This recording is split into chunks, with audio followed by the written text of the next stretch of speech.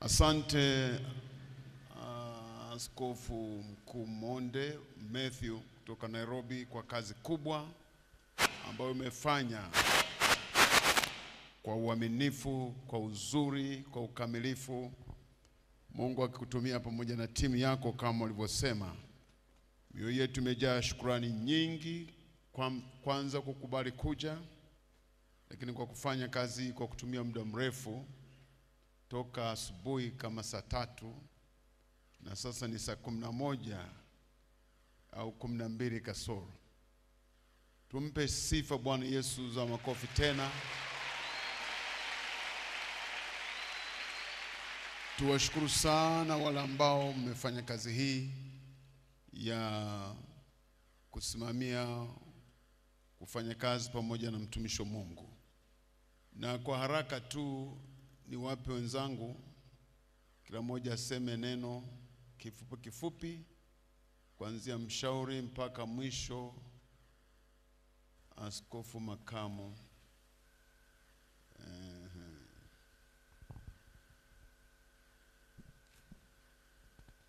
Bwana Yesu asifiwe sana. Asifiwe tena Mwokozi. Nimepokea nafasi hii kwa unyenyekevu mkubwa.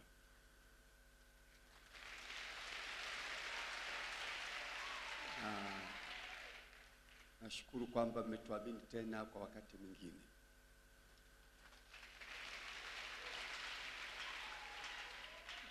Namuomba sana Mungu anisaidie mimi fanya kile ambacho mnatamani kifanyike.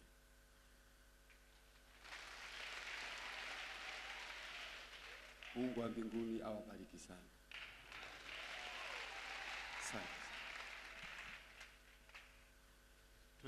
Twende tupokezane hivyo hivyo mpaka mwisho. Anayefuata mtuza azima.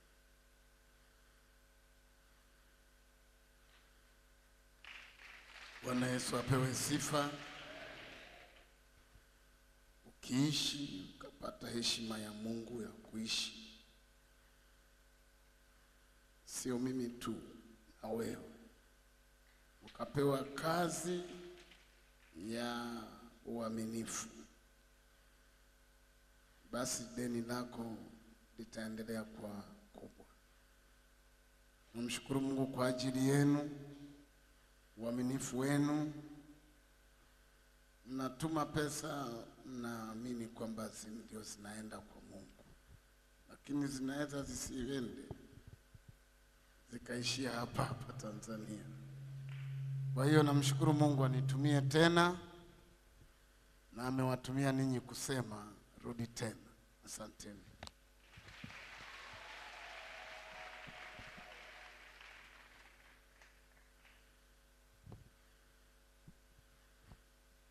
Wajumbe, Bwana Yesu asifiwe sana. Bwana Yesu asifiwe sana. Mimi namshukuru Mungu sana tena sana kwa wajumbe kunipa tena nafasi hii ambayo kwa umri wangu, umri unavyozidi kwenda, kazi ya katibu mkuu inahitaji kijana mwepesi wa kukimbia hapa na pale. Kazi ya makaratasi ni kazi ngumu ambayo sasa hivi kanisa la EAGT limejaza wasomi, limejaza madaktari ambao nafasi hii wakati mwingine ingewafaa zaidi. Lakini kwa kuwa niamini na kunipa nafasi hii tena, na muomba Mungu anitie nguvu, aniwezeshe,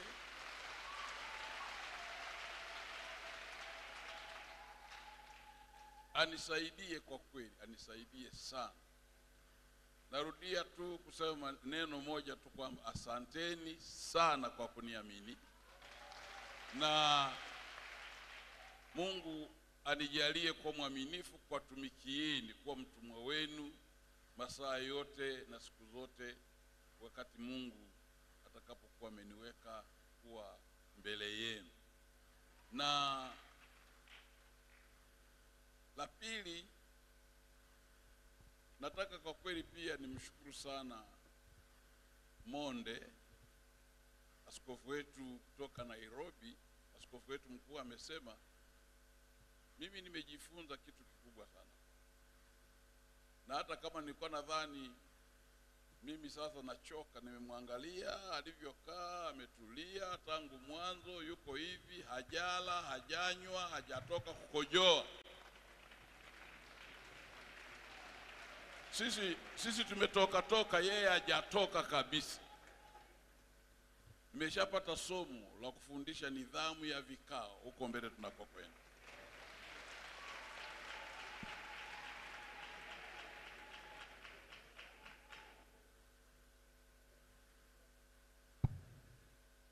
Bwana Yesu asifiwe. Amen. Haleluya. Awali ya yote namshukuru Mungu kwamba amejibu maombi ya kanisa.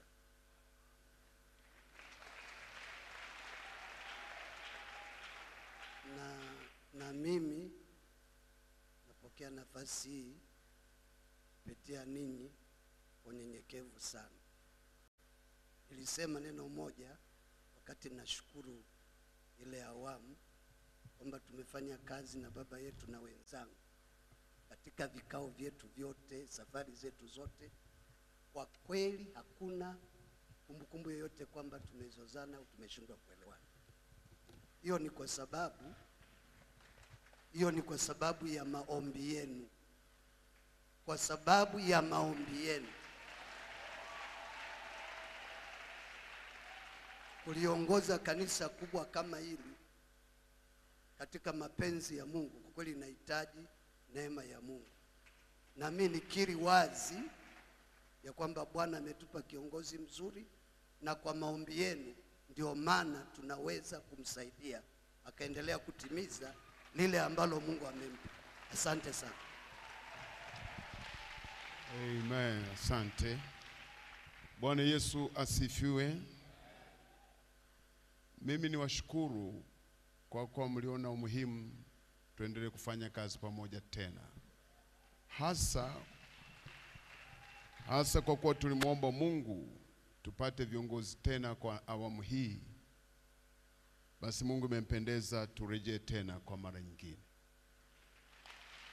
Na ule ushirikiano ambao tumekuwa nao katika miaka 5 iliyopita ndio ambao Mungu anahitaji tena tuendelee kushirikiana nanyi pamoja, kwa moyo wa pamoja, kwa kupendana, kwa kusaidiana, kwa kuelimishana pale ambapo mwingine hajaelewa, asikie moyo wa upendo, sio wa kularuliwa wala kukandamizwa. Tufahamu kabisa tumeitwa wote na Mungu, na wote ni wa thamani. Kwa tuheshimiane, tupendane, na kila mmoja mtambue mwingine pale alipoweka kwamba Mungu amemheshimu, anamwakilisha pale alipo, na ni mtu wa muhimu sana pale alipo. Bwana Yesu asifiwe sana. Kazi hii ni ya Mungu. Kile tunapofanya tujue kabisa yuko Mungu anatutazama, na kile tunachotekeleza tufikiri kwamba hivi ni kama angekuepo kwa macho ya nyama, angeshukuru kwamba mwanangu umefanya vizuri, ndivyo nilivyotaka, au angeinamisha kichwa chini kwa hasira. Tufanye kazi hii kwa hofu ya Mungu, hasa tukijua tuna kazi kubwa ya kuwapeleka watu mbinguni.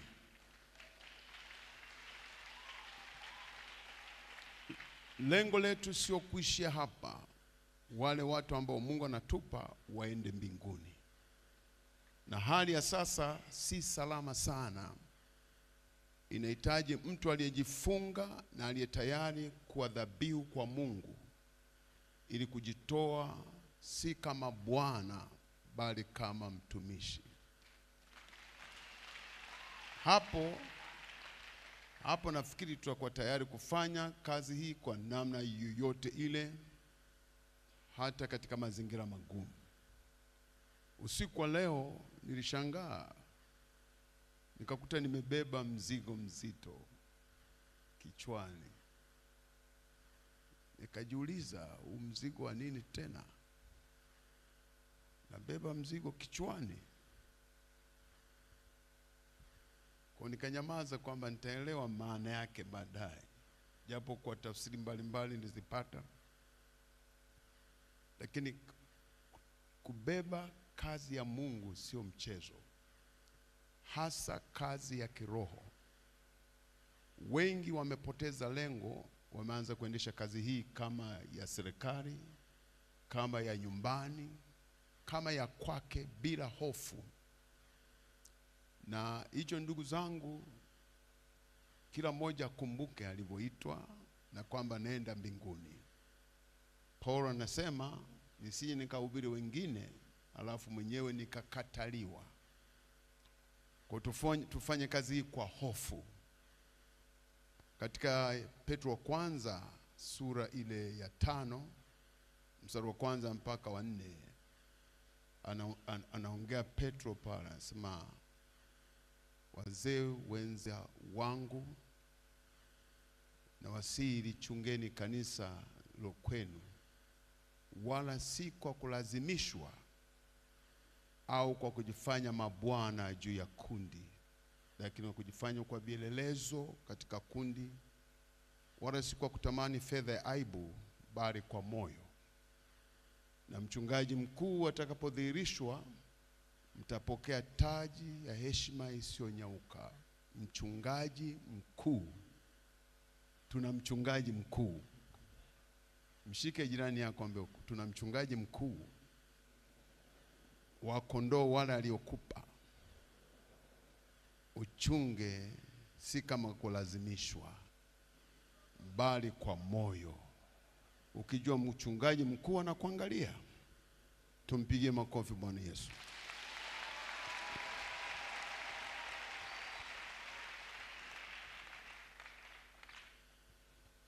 Bado uongozi tutaenda kuchagua. Hapa imepatikana kamati kuu tu, lakini tutaendelea. Isipokuwa jambo la kushika ni kuhakikisha unasimamia kanisa kiroho. Sisi ni watu wa kiroho. Wewe mwenyewe ukiwa kiroho, kanisa litakuwa kiroho. Ukiwa kimwili, litakuwa kimwili. Kwa kweli kanisa ni mchungaji. Alivyo mchungaji ndivyo kanisa litakavyokuwa. Kwa sababu wale Mungu anawaleta hawezi kuwa na kitu cha kwao. Mungu amekuleta pale, upeleka alichokupa ambacho wao hawakifahamu. Unapofika kwenye kile kituo, wanatazamia sana kwamba umeleta nini, na hivyo watahitaji, wanatazamia kwa shauku kubwa kile unachowapelekea. Sasa sisi tumepewa chakula cha mbinguni, neno la Mungu. Neno la Mungu sasa hivi wengi wameanza kulipiga teke. Sisi tukatae EAGT. Na tuwafundishe watu kwa nguvu zote waweke neno la Mungu mioyoni mwao, ndio salama yao. Yesu anazungumza katika Mathayo 16 mstari ule wa 13 mpaka 19, lakini ule mstari wa 8 wa 18 anasema, na juu ya mwamba huu nitalijenga kanisa langu, wala milango ya kuzimu haitalishinda. Atalijenga kanisa lake, wala milango ya kuzimu haitalishinda. Milango ya kuzimu nini? Shetani na nguvu zake zote. Lakini vipi leo? Taarifa nyingi zinazosikika ni mbovu. Sasa hata hivyo, japokuwa inatokea hivyo, lakini juu ya kila mmoja aliyeitwa kwamba mimi sikubali, nimejengwa juu ya mwamba na shetani hawezi kuniweza, na watu na wachunga lazima wafike mbinguni. Bwana Yesu asifiwe.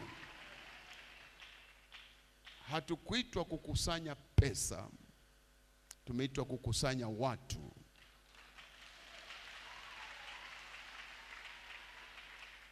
Hatukuitwa kujitajirisha, bali kutajirisha wengine. Hatukuitwa kuheshimiwa, bali kuheshimu wengine, ili wapate wale kufika mbinguni. Itategemea jinsi unavyowatambua kama watu waliowaleta Mungu mbele zako waende mbinguni. Na ndio maana tumesema moyo wetu tutafanya kama kazi kama watumishi, sio kama mabwana. Katika nchi yetu idadi ya watu kama milioni 60 labda na kidogo na zaidi. Sasa milioni 60. Lakini nipo najaribu kufanya utafiti, kufuatana na ripoti, taarifa zetu, niona kiwango cha washirika tulionao ni kidogo sana kulingana na idadi ya makanisa tulionayo nchi nzima. Tunafanya wastani ukashangaa kwamba ni kiasi kidogo mno, haiwiani na watu tulionao. Kwa kazi kubwa ambayo iko mbele yetu, ndugu zangu, kwa miaka 5 ni kujaza makanisa yetu. Na ili yajazwe lazima wasimamizi watakokuwa wasimamizi, maaskofu wa majimbo, wa kanda, hata wa kitaifa, kuhakikisha kila kanisa linakuwa hai. Kanisa linakuwa hai. Maandiko yanasema mwenye kusimamia kwa bidii, mwenye kusimamia kwa bidii. Askofu wa jimbo ahakikishe kwamba jimbo lake lina makanisa hai yanayokuwa, yanaongezeka kila siku kiroho, na idadi ya wanaokolewa. Idadi ya wanaokolewa. Mimi niwapongeze sana, mnajenga majengo makubwa kwa spidi kubwa. Lakini tunajiuliza nani atawaleta hao, atajaza hayo majengo? Kama tutapoteza hali ya kiroho, yatakuja kugeuka kwa go down, au majengo ambayo hayana watu. Katika nchi kadhaa, sitaki kuzisema, sasa hivi wanauza majengo waliojenga makubwa, wanauza kuwa magala. Sasa hivi magala, kwa sababu hakuna wakusali tena. Nini? Makanisa yamepoa, yameshuka kiroho. Ibilisi amezimisha. Ibilisi asikuzimishe. Nasema ibilisi asikuzimishe. Na nazungumza haya kwa kuwa karibu wote tupo wawakilishi, sio viongozi tu kama ambavyo tumekuwa tukipata nafasi ya kuongea na viongozi, maaskofu na kadhalika. Sasa hata wachungaji wapo. Jiulize katika kanisa lile ambalo unachunga, katika kijiji hiki kuna watu kiasi gani?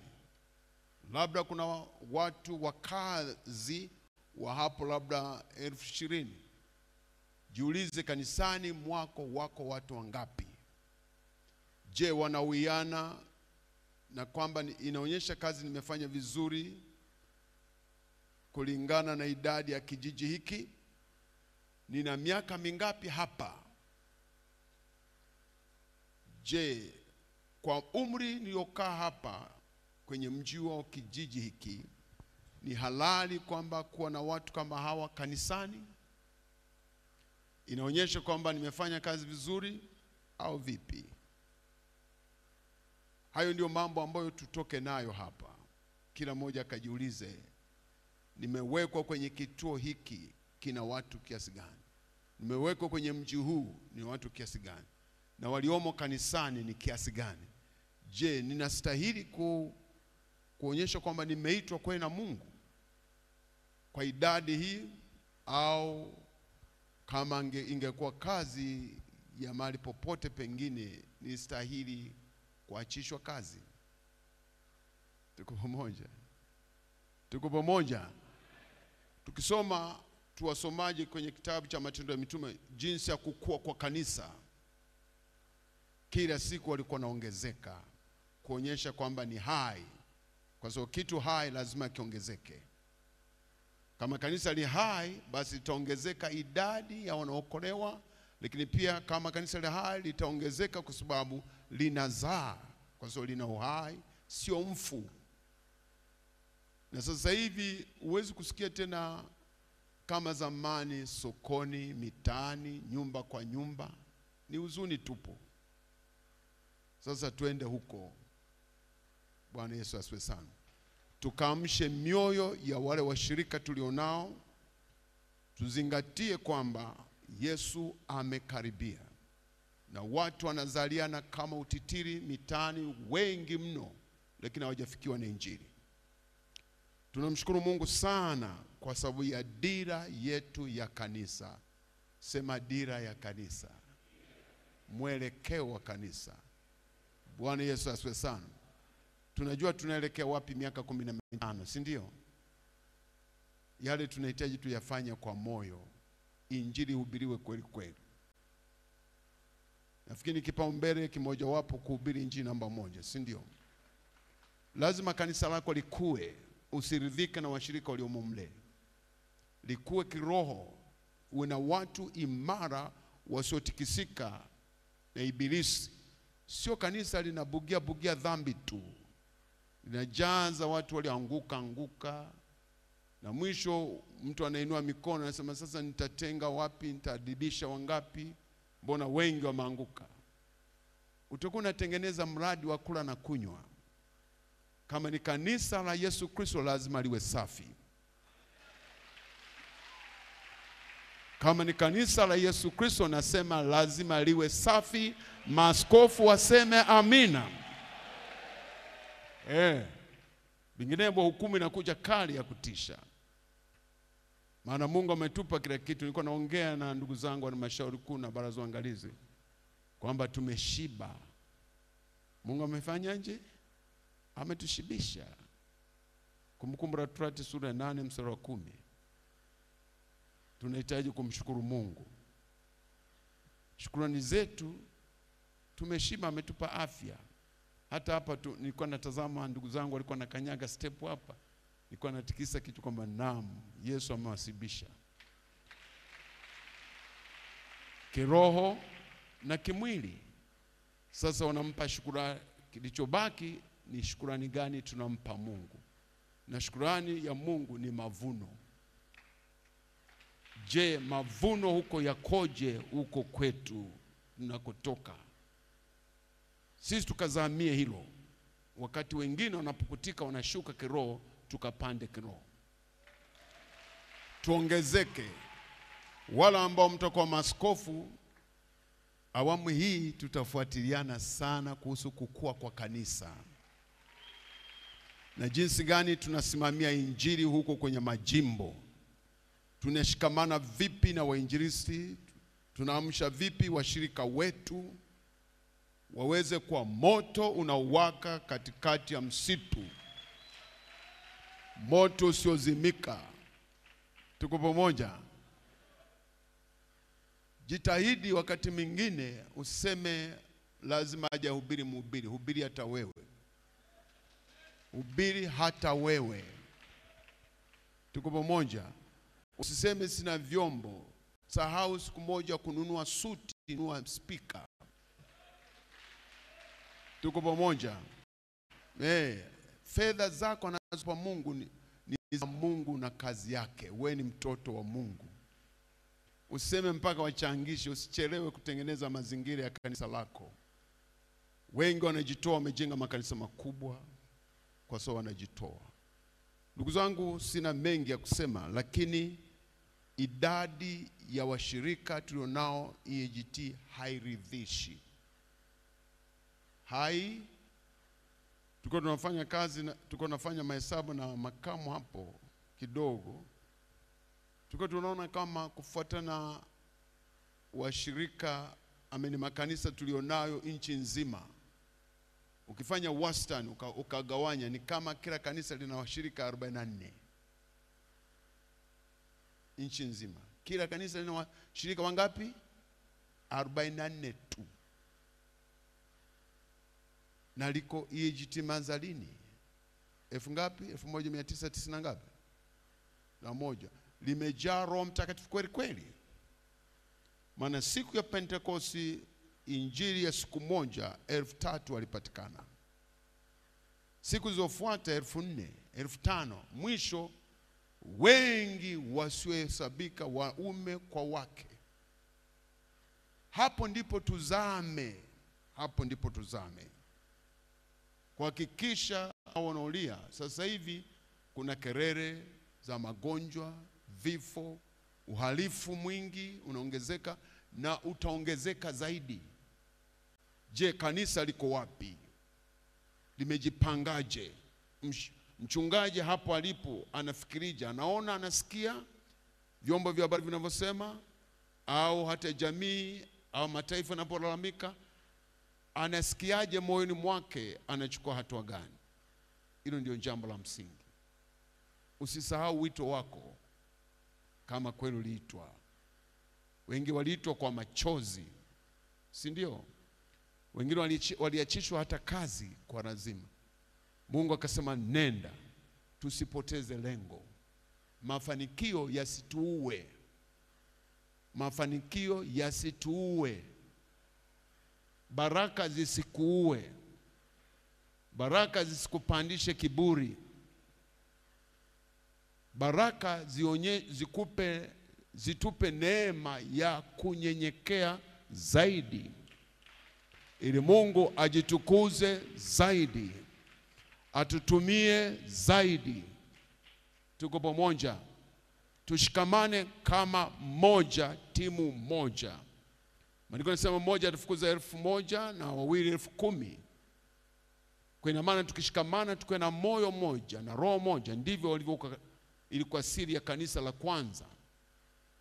Tukazama huko kwamba tumepewa kazi hii, mraba huu mkubwa, kila mmoja zamie mawazo huko kwa dhati. Tutageuza ulimwengu huu. Bwana Yesu asifiwe sana. Ndugu zetu walipindua miji. Ukisoma Matendo 17:5 utaona jinsi miji ilivyotaharuki, kwamba wale waliopindua miji wamefika huku nako. Waliopindua miji. Ukisoma katika kanisa la Jangwani, unasikia yule mwanamke Rahabu anasema, tumesikia, anawaambia wale wapelelezi, tumesikia habari zenu, jinsi mambo ambayo Mungu amewatendea.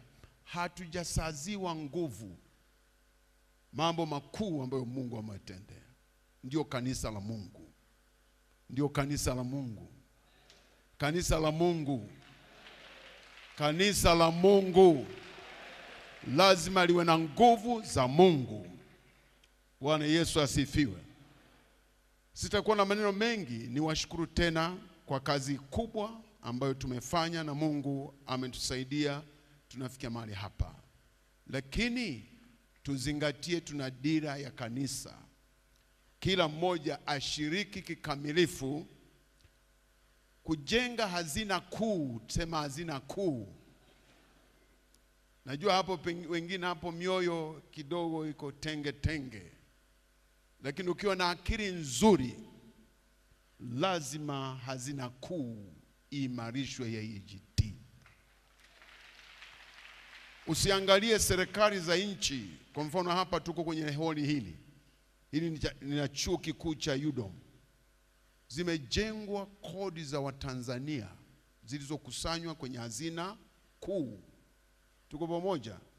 Bila kuwa na utaratibu wa pamoja kukusanya hazina kuu pamoja, hatutakuwa na mambo makuu. Lakini asante Mungu, sasa kwa hazina kuu tuna TV Sibuka. Tumejenga ofisi kuu. Tumejenga bweni moja la chuo kikuu chetu.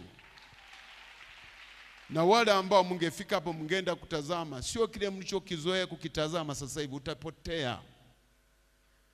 Ni cha ajabu kabisa, kwa sababu ya hazina ya mpango mkakati. Miaka chaguzi mbili mimi nimekuwa nikingojea. Nikingojea nini? Ile chaguzi ya kwanza, wakati tumeanza mpango mkakati, watu walipiga kelele kwamba hii ni nini?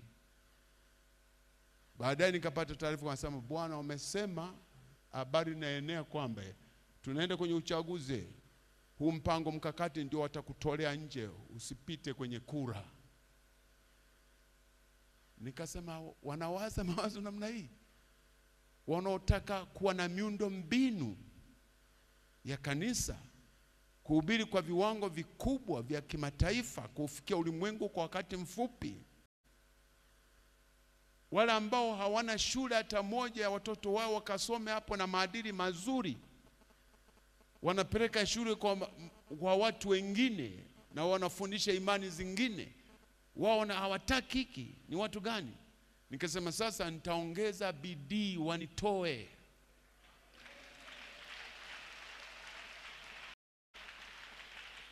Hata hapa nilikuja nikiongea mnitoe kwa ajili ya mpango mkakati.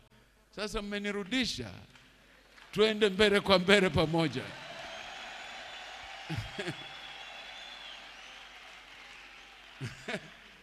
Yaani usihangaike. Wewe tumepata TV tunahubiri mpaka Ulaya wanatuona. Unaona? Tulikuwa tunaona watu wanahubiri vitu vya ajabu, mara maudongo, mara masizi, mara vyura, mara konokono. Wanaona kwenye TV zao. Wewe unasema utaki. Uko kizazi kipi? Labda cha wanaokufa. Lakini kama cha walio hai wanaenda mbinguni, lazima mpango mkakati uendelee. Tena ajabu, washirika wanatushangaa. Tukiwaambia kwamba wanaona kitu kikubwa, wachunga kitu kikubwa, huu ndio mpango. Wenzenu wana mipango kama hii ya utaratibu ili kuendelea. Wajenge mashule kwa ajili yao, wawe na vyombo kama hivi kwa ajili yao. Unaona? Wawe na vyuo kwa ajili yao. Soma wote walio wakubwa serikalini popote. Tushanga ulizi ulisoma wapi?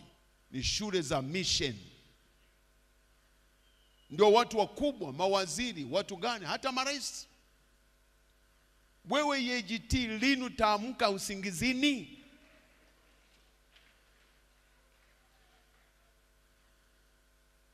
Hebu kawaambieni maaskofu, wakati mwingine anasema nyie ndio amofikishi taarifa mpaka kule chini vizuri. Zifikisheni vizuri taarifa. Huu ni mpango wa Mungu. Sio wa Mwakipesile, sio wa kamati kuu, ni wa Mungu. Na Mungu ametupa mtu muhimu, mtaalamu wa mipango hiyo, Fulgence Binagwa, profesa. Siku moja tupoko tunachangisha tupate kufanya sijui shughuli gani, sijui tujenge nini, tuliita harambee hapo Dodoma mjini. Tukamwalika meya wa jiji, yule naye ni profesa, alafu na wengine. Sasa tumekaa na profesa, tukampa kile kitabu chetu cha mpango, akawa nasoma huko tuendelee na mipango. Mwisho akauliza, ni nani aliandaa mipango hii? Tukamwambia tunaye mshirika. Sasa tutamhitaji hata sisi pengine. Hii mipango mizuri sana kwa maendeleo ya watu wake. Tumpigie Bwana makofi kutuwezesha.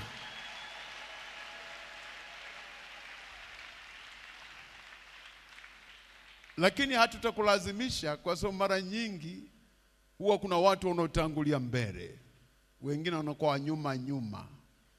Lakini sisi tutasonga mbele tunaoweza. Mungu awabariki. Tusimame. Tumuombe Mungu atutie nguvu EAGT. Tuende ulimwengu kasi. tuombeane, tutiane moyo, tuheshimiane, tupendane, tusaidiane, tujengane. Mpaka Yesu atakapokuja. Mungu ana mpango na kanisa hili wa kutisha. Mungu anatuonyesha kama indicator. Hatutaki kusema mengi. Mungu ana mpango na kanisa hili wa kutisha. Usije ukadanganyika ukasema nikimbie niende kule. Wewe kimbia tu, lakini Mungu ana mpango na kanisa hili, na wewe uko kwenye mpango wa kanisa hili. Tuinue mikono yetu tumwambie Bwana tusaidie, atujalie kuitikia kwa kauli moja. Viongozi wakisema tuitike, tuwe tayari, ili Bwana shushe Roho wake Mtakatifu. Baba Mungu, Mungu wa wote wenye mwili mtakatifu mno, jina lako litukuzwe mno. Tumeuona mkono wako na uwepo wako toka asubuhi mahali hapa. Wewe ndiye Mungu mwenye makusudi mema na kizazi chetu na nchi yetu na watu wetu. Umetuita kuwa mstari wa mbele, tuwalete kwako wale wenye uteseka, wanaolia, wagonjwa, wasioona, watasa, wadhaifu, watu aina mbalimbali wanaolia. Nani awasaidie mfalme? Ni sisi. Tusaidie, tuponye, asiwepo anayelala na starehe, lakini kila mmoja wivu wako msumbue ndani yake. Pale ulipomweka aende kwa nguvu zako za Roho Mtakatifu, maana ulisema mtapokea nguvu akisha kwa ajili ya juu yenu Roho Mtakatifu, alafu mtakuwa shahidi wangu Yerusalemu, Yahudi, Samaria, hata mwisho wa nchi. Mungu tusaidie, tusamehe tunapolegea na utuponye. Tunakataa kushindwa. Neema yako we juu ya kila mmoja, aende kwa nguvu zako mfalme. Roho Mtakatifu tuajitisha kwako. Umetupa viongozi, tusaidie kwenda nao, kushikamana na wengine ili tufikie mwisho ule mkuu kwa utukufu wako mkuu. Asante mno kwa mtumishi wako Askofu Matthew Monde kutoka Nairobi. Amefanya kazi, umemtumia, amekuwa radhi kwa wakati wote. Mbariki, bariki mzigo alionao, bariki kazi kule, lakini bariki kazi huku, maana umesema nenda ulimwenguni kote, hata huku ni kwake. Na pengine Roho Mtakatifu amshania kwa kila mmoja ule wivu wa Roho Mtakatifu. Wivu wako Yesu shuke, hata huyu alijisahau amke sasa, aliyekuwa amekaa amke sasa. Tujilie kwa nguvu zako kwa mara nyingine, tuone ukuu wako, matendo yako ya ajabu. Nchi yetu inatungoja kuwapelekea habari njema ya ufalme. Asiwepo anayepumzika, kila mmoja aende kwa moto wa Roho Mtakatifu. Kwa jina la Yesu, nguvu za dunia, mamlaka ya shetani tumeishusha chini ya miguu yetu, maana uliweka Yesu vitu vyote chini ya miguu yetu. Mamlaka za giza, pepo wachafu, magonjwa na kila aina nguvu ya kuzimu, uchawi, ushirikina na aina zote za vikwazo, ziharibu kwa umeziweka chini ya miguu yetu. Mungu tujalie sasa, mwamshe huyu anayekaa, huyu anayefikiri amefika, na aone kwamba Mungu nalia, ukajitokeze machoni paka, aone machozi kwa ajili ya wanaoteseka. Mbariki, wabariki, ibariki EGT. Tubariki sote, tushikamanishe pamoja, tufanye kwa mmoja, tuende moja kwa moja kuwafikia wale wenye mahitaji. Asante kwa ajili ya nchi yetu. Ibariki, ponya watu wetu. Neema yako ifunike nchi hii. Uponyaji, injili yenye uwezo, yenye kuponya, yenye kufufua wafu, yenye kutakasa wakoma, naam, viwete, vilema, wote wafunguliwe. Nguvu yako itawale nchi hii. Wingu lako lietamie, magonjwa ende mbali, mikosi, lawama zote na laana ziende mbali ya taifa hili. Ukuu wako uzingire Tanzania. Wingu lako liatamie, Wewe ndiye Mungu tawalaye juu ya falme. Tawala nchi yetu, tutawale, watawale viongozi, wajalie kutenda kama utakavyo. Bariki watu wako wanaporudi, utuleta salama. Kila mmoja arudi salama mahali pake ulikomweka, kote alikotoka waende salama. Ifanye safari kwa nyepesi ya baraka na utukufu wako. Walinde, waokoe na ajali na hatari zote za kiroho na kimwili. Waende kwa furaha wakikushukuru kwamba ulikuwa pamoja nasi, ulitukusanya pamoja kama mmoja. Mioyo yetu imejaa furaha na shangwe kubwa kwa kuwepo katikati yetu na kutendea mambo makuu. Jina lako litukuzwe Mfalme. Asante kwa sababu umesikia na tena umetenda na utenda kila moja. Katika jina la Mungu Baba, Mungu Mwana, Mungu Roho Mtakatifu, wote tuseme amen. Amen. Tumpigie makofi Bwana Yesu. Mshika aliye jirani yako mkono, mtazame kwa furaha moyoni. Mwambie uende kwa uwezo mkuu wa Roho Mtakatifu. Bwana kujalie neema, mavuno tele huko. Mungu awabariki, mwende na neema ya Bwana. Tutaendelea kuwasiliana.